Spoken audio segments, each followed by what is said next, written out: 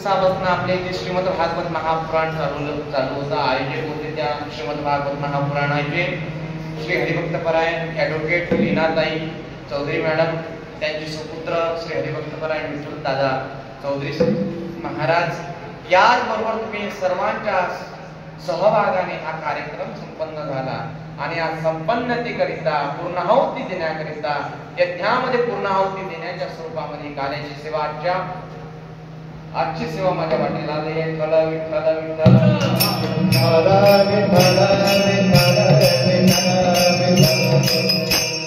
मला आनंद वाटला.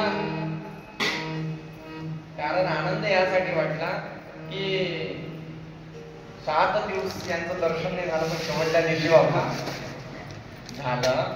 आनंद वाटला. बाबा आमचे, मला बाबाचं नाव माहित नाही पण जगन्नाथ बाबा, जगताप बाबा आहे ना, आमचा आदित्य बाबा आहे, मला वाटते ईश्वरीचे पप्पा आहे नाही का, म्हणजे सर्व मंडळी आली.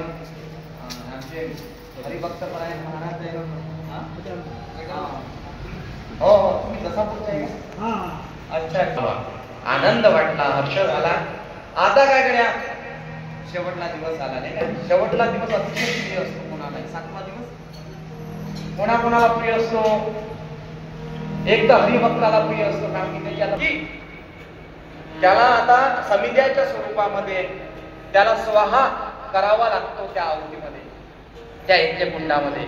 त्याला एक आनंद होतो, कारण की आता माझा देव साक्षात येणार आहे आणि येणाऱ्याच्या स्वरूपामध्ये तो काहीतरी आम्हाला देण्यासाठी येऊन राहिला, हा भाव त्याच्या मनामध्ये असतो.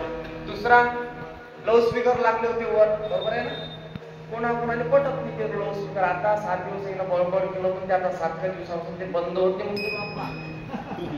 आता आनंदच आनंद आहे म्हणते. आता झोपाच शिष्टपून राहिलं होतं ना त्यांना, त्यामुळे त्यांनाही आनंद झालाय 7वा दिवस.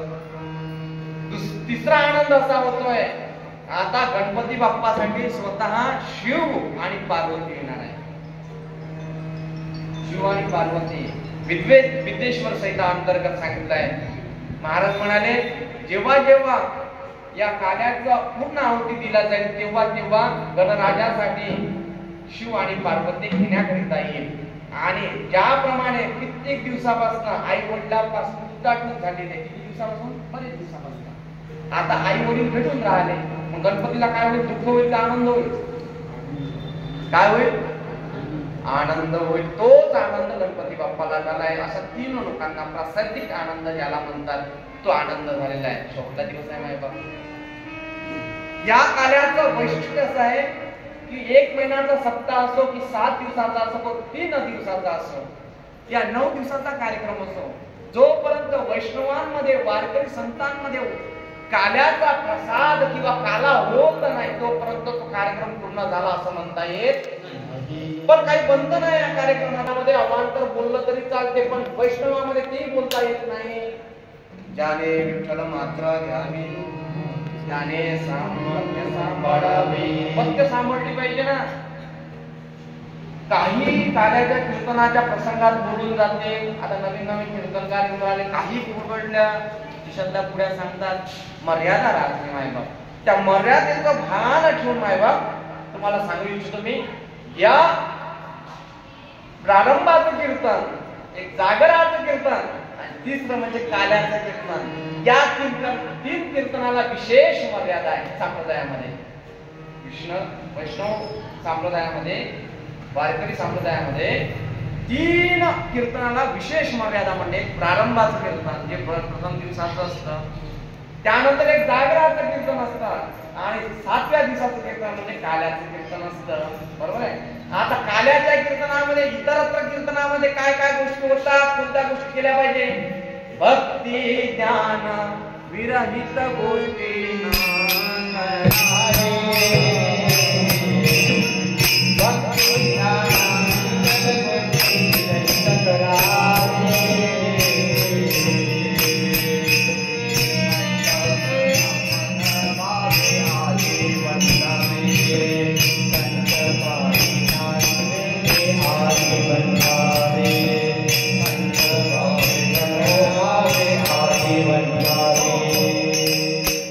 कीर्तनामध्ये भक्ती ज्ञान वैराग्य सांगतात.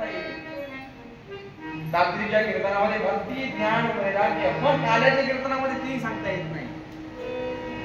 आता लोक एवढेच आहे म्हणून यांच्यासाठी बोलतो मी.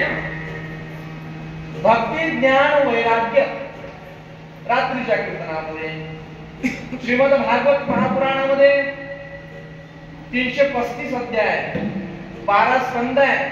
त्या अंतर्गत जास्तीत जास्त परीक्षित राजाला चर्चा कोणी केली असेल सुखदेवजी महाराजांना तर भक्ती ज्ञान वैराग्य याच्याबद्दलच सांगितलं आहे जास्तीत जास्त. भक्ती ज्ञान वैराग्य. आता मग या भक्ती ज्ञान वैराग्याचं पूर्णता झाली की मग काला येतो. भक्ती ज्ञान वैराग्य भक्ती आणि ज्ञान विशिष्ट पात्रामध्ये ठेवण्याची जागा आहे. भक्ती आणि ज्ञान आणि ते विशिष्ट पात्र म्हणजे वैराग्याचं पात्र आहे. जोपर्यंत वैराग्याचं पात्र तुमच्याकडे येणार नाही तोपर्यंत भक्ती ज्ञान तुमच्याकडे शिल्लक राहणार. म्हणून महाराजांनी म्हटलं भक्ती ज्ञान वैराग्य विरहित गोष्टी न कराव्या. महाराज हे समजणार. महाराज म्हणाले पण काल्याच्या कीर्तनात काय म्हणावं? चरित्र ते उच्चारावे.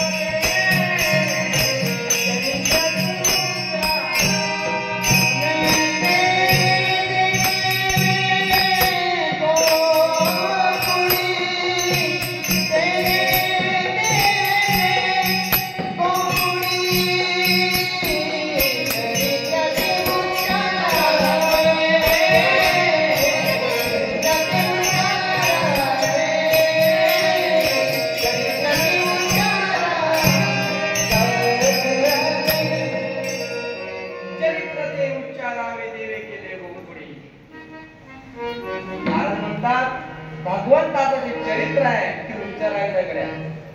आचरण करायचं नाही त्या चरित्राचं. भगवंतानं 3 ठिकाणी चरित्र केले आहे. प्रथम चरित्र कुठे केलं हो? गोकुळामध्ये. दुसरं चरित्र कुठे केलं? मथुरेमध्ये. आणि तिसरं चरित्र केलं असेल तर ते द्वारकेमध्ये. भगवंतानं जास्तीत जास्त चरित्र कुठे केलं? लीला कुठे केल्या? तर गोकुळात. म्हणून महाराज म्हणाले की चरित्र ते उच्चारावे. देवे देवे पुढे आता चरित्राच्या बाबतीत म्हणण्यात आलं तर कोणतेही माणसाला चरित्र उच्चारता येते का? नाही का? एखादा पिणारा असला बाबा जागृत राहत राहा. पिणारा असला विचित्र आहे.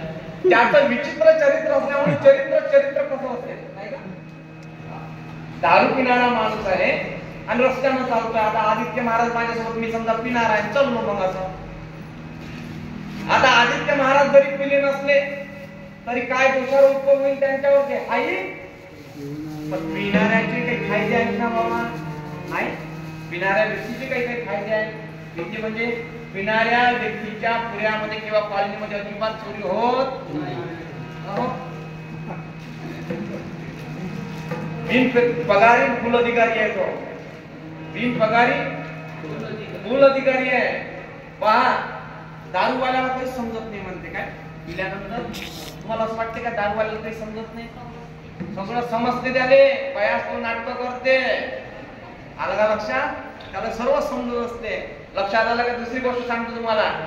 दारूवाल्यावर कधी कुत्रे भुंकत काय कारण आहे?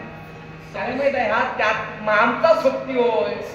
त्यामुळे तो काही बाकीची भुकत जात नाही आहे. वा वा वा. जात पाहिजे. तिसरं, दारूवाला मनात कधी पडत बायांनो, खरं खरं सांगा कुठं पडते? रस्त्यावर, रस्त्याच्या कुठे पडतो? बोला ना, मडेवर. का पडते त्याला माहित आहे, मनात राहणं त्याचं चरित्र आपल्याला. बरं, मग श्रीमंत व्यक्तीचं चरित्र उच्चारता येईल काय? कारण की गर्गसईच्या अनुरूप जर म्हटलं तर 3 व्यवहार चातुर्य आहे, त्याचं चरित्र उच्चारता येईल का? विद्वानाचं नाही, मग धनवानाचं नाही. कारण या तिन्ही मध्ये भगवंत नाही आहे. भगवंत यांचा आश्रय घेत नाही. मंत्री महाराज म्हणतात, धनवानाच्या विद्वानाचा आश्रतातही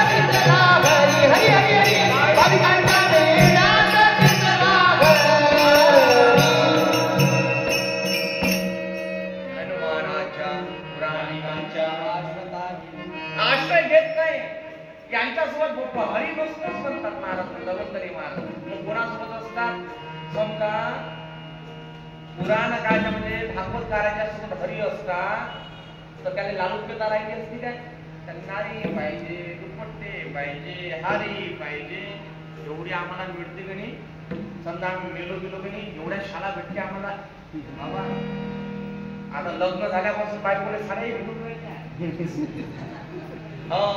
ओम साड्या.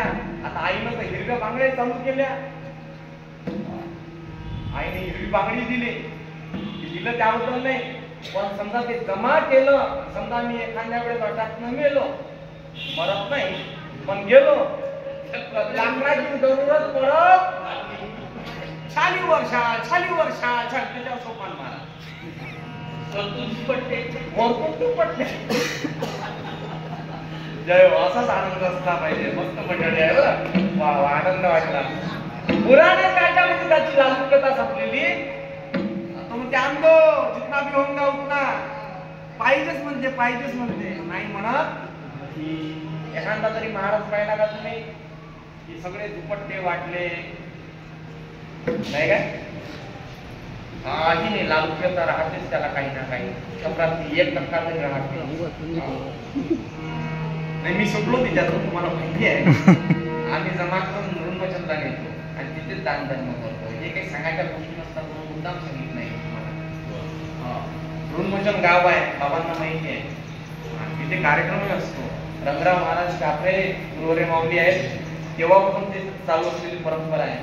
आणि बिस्किटचे पुढे त्या दिवशी तुम्हाला सांगितलं गोवर्धन झाला ना, तर बिस्किटचे पुढे आमचे बलगाव वृद्धाश्रम आहे, तिथे म्हातारे लोकांचं तिथे वाटतो देतो. अशी आमची काही करतो आम्ही, पण मनापासून करेल दुसरं नाही. एवढी गेले नसते म्हणते तर मग तेवढं बरं झालं असतं. म्हणजे पुराणिकाच्या विद्वानाच्या आश्रयातही नाही. क्लिअर केलं महाराजांनी. मग कोणासोबत? जो भाविक आहे त्याच्या सोबत हरी आहे. भाविकाच्या मेळ्यात खरा भाविकाचा भाविक कोणाला म्हणा? तो टिक्का लावते तो झाला का भावे? ज्यानं 4-5 माळ्या घातल्या, हे एवढ्या गाड्या माळ्या घातल्या, झाला का भाविक? मस्त भगवी टोपी घातली आहे, पांढरी टोपी घातली आहे. मी टोपीवाले पाहतो ना, मग दिसते काही जण भगवी टोपी आहे आणि मस्त हॉटेलवर, कधी दारूच्या देशीच्या दारूच्या दुकानावर असं दिसतात. महाराज मला माझ्या समोरचे चित्र आहे. म्हणजे आलं का ती भगवी टोपी डोक्यात, आली का ती पांढरी टोपी डोक्यामध्ये नाही. जोपर्यंत अंतर्मनापासून तुम्ही भाव आणि भक्तीने समर्पित प्रभूला होणार नाही, तोपर्यंत तुम्हाला जीवनाचं, शब्द मोठे आहे, जीवनाचं रहस्य कळणार नाही. भाविकाच्या मेळ्यात दिसला केव्हा समजेल भाविकपणा? जेव्हा तुम्ही सेवा कराल, सेवेने सत्ता जवळ येते, सेवेची सत्ता लाभते भक्ताच्या हातात. ओ नसे ब्रह्मचीज अंग, ओ